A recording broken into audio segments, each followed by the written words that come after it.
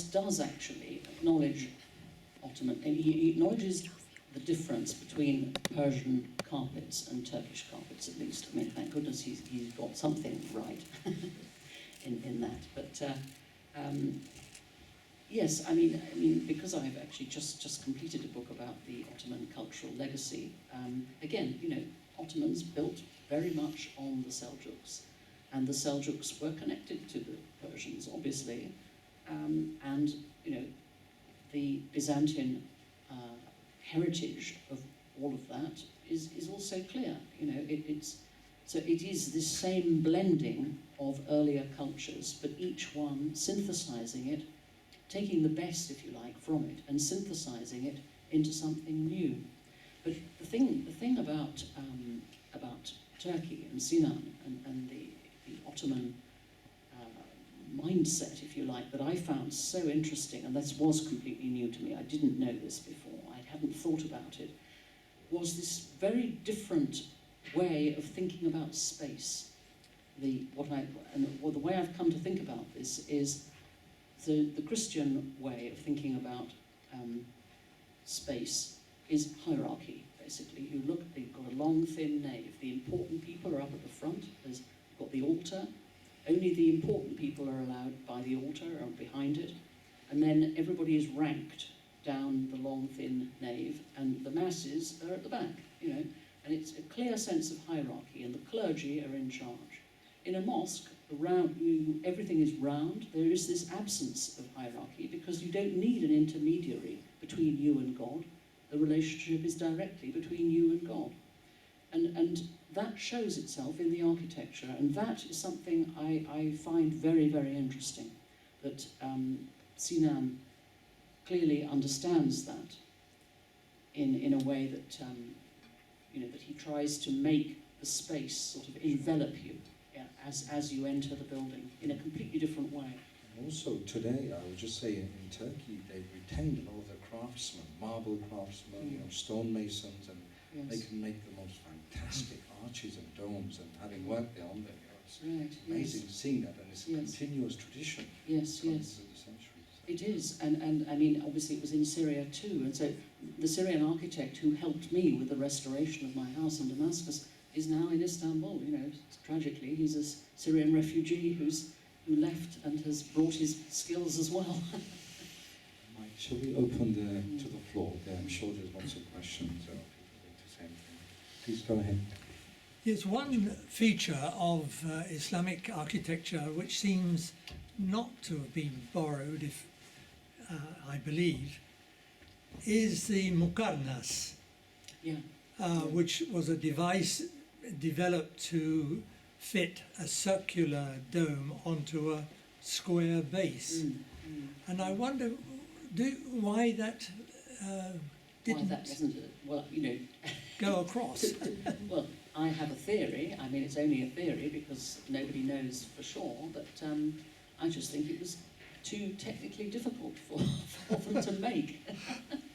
But for you know, the average, you know, European craftsman, if you like, to make, because they are phenomenally complicated to make, aren't they? I mean, unbelievably complex things. The transfer of load on a muqarnas was traditionally phenomenal.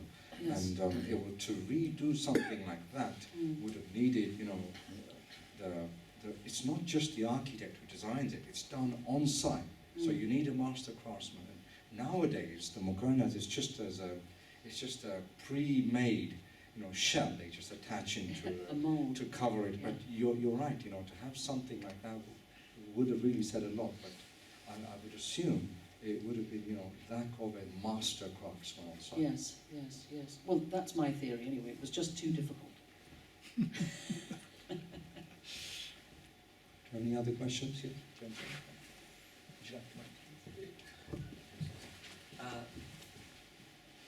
I was wondering whether there was any... Is that not working? I was wondering whether there was a linguistic link. You've mentioned the architectural heritage. I was wondering if there's a linguistic, the language of the artisans or the architects from Syria and wherever they've come from, whether any of the words have carried through into the names of things that we call them now. So, for example, even glass, we take glass for granted, but maybe glass is a word that they first called it. Did you come across any? It's not something you perhaps looked at, but I was just wondering if there was anything that you can trace the roots of, like veins almost going back. Yes, definitely. I mean, in Spain particularly, you know, Arab words, which clearly must have come from Syria originally, brought in by the Umayyads. There is actually a whole section about them in the book, in the chapter which is specifically about Spain. There's a whole list of them. I can't, off the top of my head, remember what they are now, but some of them are to do with vaulting. I'd have to dig them out, and maybe afterwards I'll find them in the index. I can definitely find them. But yes, there are many ones which builders in Spain use to this day. That's what's so interesting, you know, that they are still in use, these words. So they're not even just words that architects use, builders use them too. I thought this might be a way to then confront people who were then denying the legacy. Well, you know, people who want to deny it seem to find ways of denying things, you know. So they'd probably, you know, just say, oh, well, that's just a word, or, you know, that they wouldn't acknowledge the depth of the resonance of what was behind that word. Thank you. Question over here at the front. I think my voice is loud enough. So. A question. Why is it that a lot of the stuff that you write is generally not known? Is it because they're trying to construct people, perhaps in the public eye, as an enemy or the other? Is there an effort to construct them as that and to keep them in that position? Well, there is an element of that, and I think it says in the blurb that the publishers wrote about the book, that obviously the whole Islamophobic thing does come into this. It feeds into it. And as it happens, you know, the year that Notre Dame, you know, that happened in April. As it happened, I went on holiday myself to Cordoba. I'd never been before. I went on holiday to Cordoba in May of that year and was shocked at what I found, at the complete absence of acknowledgement of what was clearly an Islamic building. And the fact that they were playing church music as you walk round, you know, and all the crucifixes everywhere. Right, I mean, it is a cathedral now, but even so, it's this, definitely the Spanish, you know, trying to sweep under the carpet, you know, their Muslim past. I mean, it's undeniable, really, and a lot of Spanish people will admit that. And again, I just think that's wrong. You know, it needs to be called out but it's definitely part of it. It was part of my motivation to write the book as well, because I personally think that because of, you know, a few crazy fanatics, you know, extremists like ISIS, this has coloured people's views of Islam tragically. I mean, that this tiny number of crazy people have given Islam and Muslims such a bad name. It's very, very unfair. You know, why should just this handful of people, you know, make all Muslims suffer? You know, it's just completely wrong. So. Question at the back, please. Sorry, please go on. Thank you so much, Diana. I was wondering if you could, I had two questions, but the first question is I was wondering if you could share with us your most kind of inspiring or awe-inspiring moments as you were doing your research, either when something that you found most surprising as you were doing your research. And the second question was if you could share a bit of like the kind of the reception of your work once it, you know, was produced, because it is a very recent book. Well, the thing that I think I got most excited about as I did the research, and that I certainly didn't expect, I mean, I mentioned the thing about the different sense of space. I found that very exciting because it was so enlightening, how a building reflects something as deep as that in the architecture. But the other thing I learnt in this, which is related in some ways, is this thing called fractal geometry. I don't know if, I mean, I'd never heard of it before, but it's basically, it's about the imperfections. And in a way, that is sort of a contradiction, because geometry is incredibly precise. And yet, what Islamic architecture is striving to achieve is this, it recreates the imperfections of nature. So there's no right angle in nature, and every building, and again, interestingly, you see this in Gothic cathedrals, medieval Gothic cathedrals. They're all crooked, you know. There's no, I mean, which is why they got heavily criticised by, you know, the classicists, if you like. You know, the Renaissance people looked down on Gothic as, oh, you know, it's just full of so many faults, and it's got this wrong, and it's got that wrong, and this pillar's crooked. But that, and then what people discovered was that if they tried to repair or tinker with one bit of it, the whole thing went out of balance. And again, this just sort of shows, to my mind, this sense that the building, the craftsmen of that time, they didn't start with some huge plan.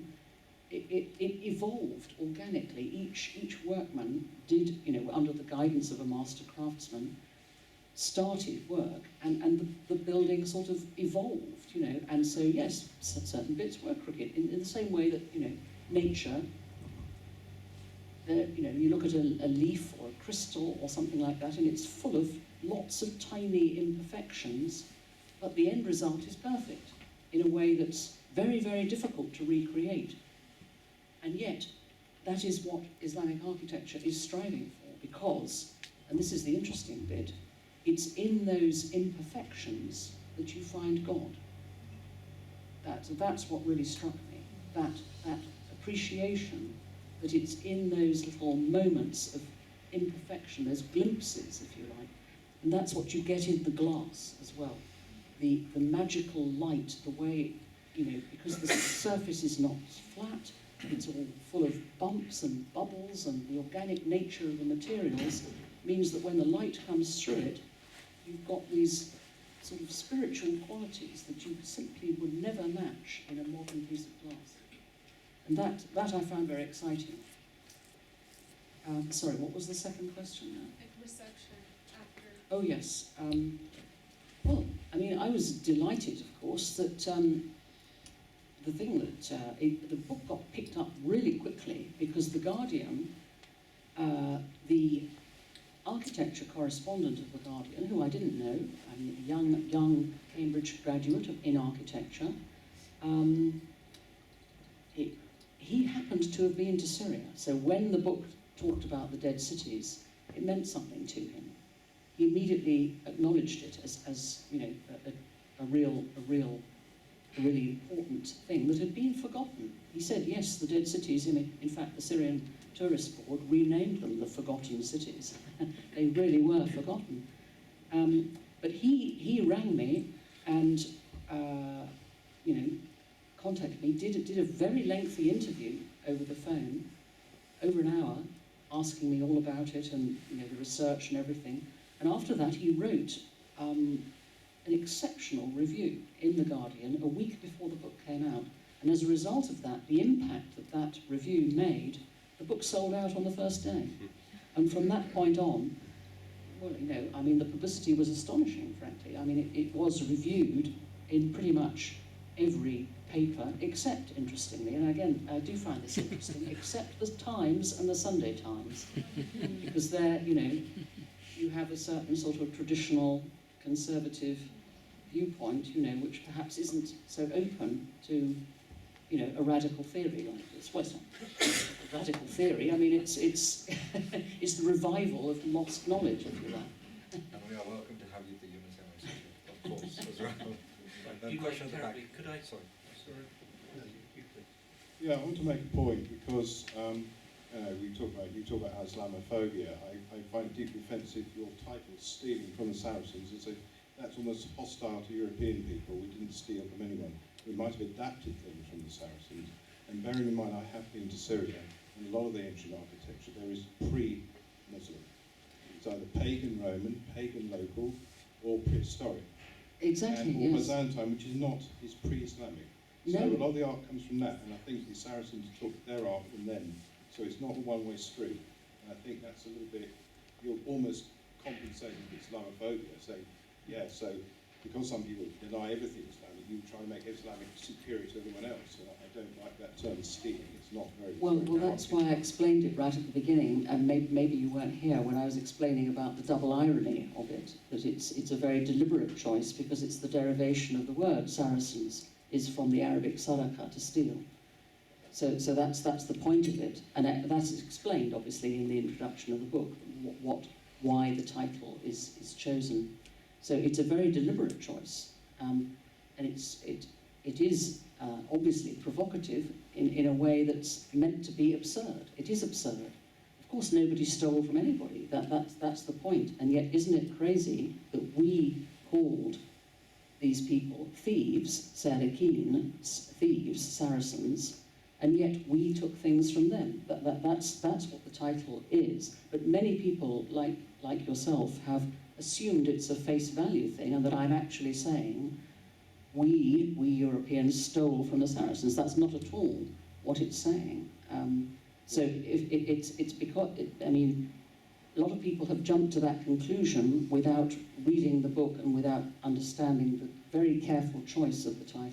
The reason I made the point is partly because a lot of architecture in Syria is not Muslim, not Saracen. That's why the first chapter in the book is about the pre-Islamic heritage. The second point is that a large number of very woke, politically correct people who like to denigrate our culture. There's a great movement of that today in our society and in Western society now to sort of deprivate our society, and I find that it's going too far the other way. So you've got the racists who don't like foreign people and their culture, and then you've got the sort of liberal, woke people who denigrate our society, and I don't like either attitude, frankly. I think we should be more in the middle somewhere, not polarised. No, I agree. And that title does shout woke.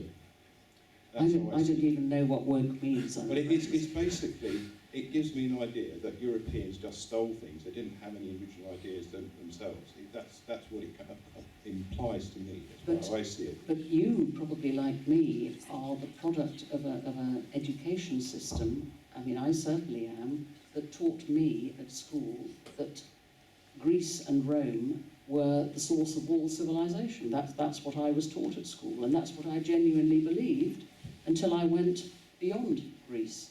And, you know, I mean, 19th century British colonial mentality was very much like that. That, you know, that Greece and Rome, I mean, think of Kenneth Clark's Civilization. I mean, it didn't mention anything beyond Greece. And yet, what we miss is that, you know, how European were the Greeks, for heaven's sake, you know, the Greeks.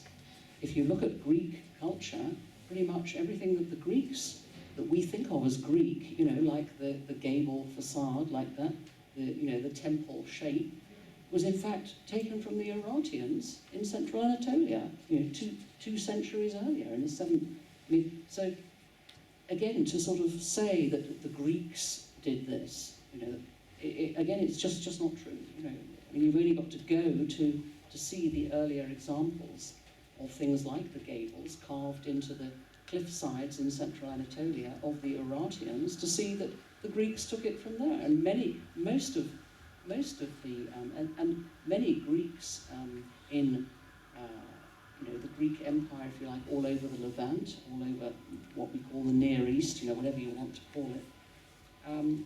The language there, I mean, we call it the Greek Empire, and yet Greek as a language was barely spoken except by the top elite. The ordinary people who lived there spoke Aramaic.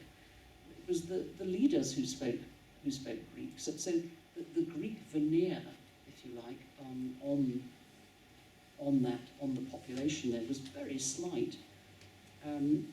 And they took, you know, again, you can see it in the architecture. The Greeks took a lot of the early elements of the native architecture there, and from further east as well, and brought it back. You know, I mean, it's just you can't argue with the evidence of the buildings.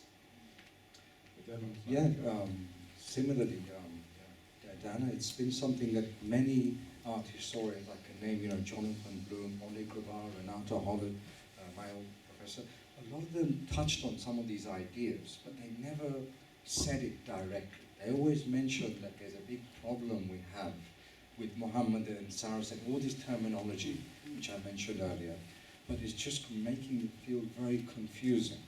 And so, as architects or architecture historians, we have to work backwards and really get through all this confusing terminology. But really, it is a continuation of ideas. It's not that Islam is a dominant in the hierarchy, or anybody has dominant. No. It's an evolution of ideas. Exactly, Right? yes. And I felt that that's what you were really saying Exactly. in your Yes. book. And Yes. no, in that sense, you know, I appreciate the point the gentleman's making, but you know, for myself, I can say that this book is part of perhaps a new movement, if I can call it that, of perhaps the most radical work I've seen. But just, you know, as an architect, we like to self-promote, but we just did an exhibition at Istanbul Airport called Pioneers of Modern Science, to kind of showcase how the history of science is actually made up of much more than what we think. So if anyone flies into Istanbul Airport, gate A3, you can see my work there. Any more questions? Would you call Rowan Williams woke? You know, I mean, what he said about the book, he completely understood what the book was trying to say in that endorsement that I showed, and which is on the back cover. You know, I mean, he just understood that it's all about multiculturalism, basically, acknowledging multiculturalism and its benefits. That's really what the book is about. We'll move on to the next question, please. I think we have a gentleman at the back in the middle.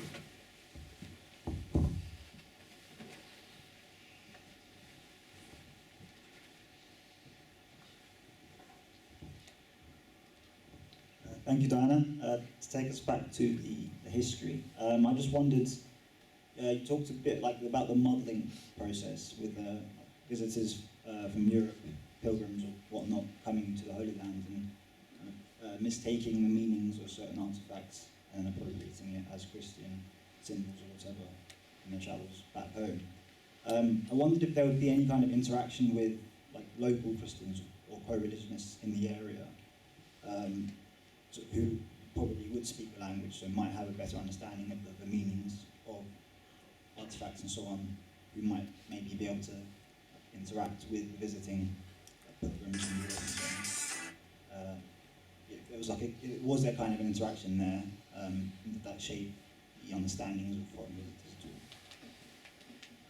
Well, I mean, to be honest, I would have assumed that there was, but what I was surprised to learn from my researches was how little there actually was. So, for example, one of the surprise discoveries, if you like, from that crusading period was the whole thing about heraldry. So, I mean, I did not know this before, but again, you know, a German scholar, Meyer, devoted 10 years of his life to, and he wrote a book called Saracenic Heraldry, and he studied every piece of heraldic emblem, and tracked it all down, and basically the Crusaders saw on the plains of Syria Saracen knights, to call them, you know, by the way Crusaders saw them, Saracen knights holding jousting competitions, essentially. And they would wear on their helmets and on their shields emblems of animals, you know, and the Christians, the Crusaders saw this and liked the idea and took the heraldic symbols, the whole concept of it, brought it back to Europe and developed it into this whole hierarchical system of heraldry, which of course then becomes very dominant in stained glass windows as well, all over the place. And every family has to have their heraldic crest. You know, it turned into a hierarchy thing again, in a way that it simply wasn't. You know, when Syrian knights were jousting, they just chose whatever animal they happened to like. There was no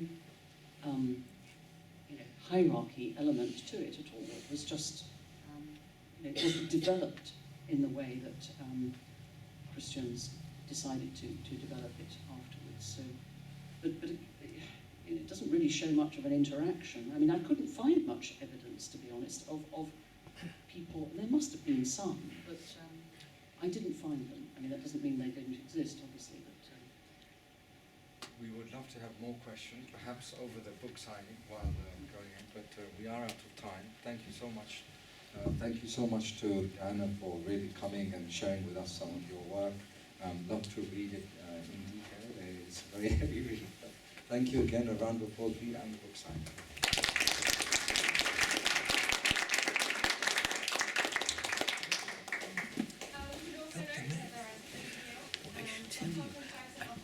Starting to write a new book, a biography of Abdul Hamid II. Because he's completed. No, I'm just starting a contract with you. Because I can't find any good book in English. Either he's seen as a monster or as fabulous. And there's no proper academic book on Abdul Hamid. All right, great. So we started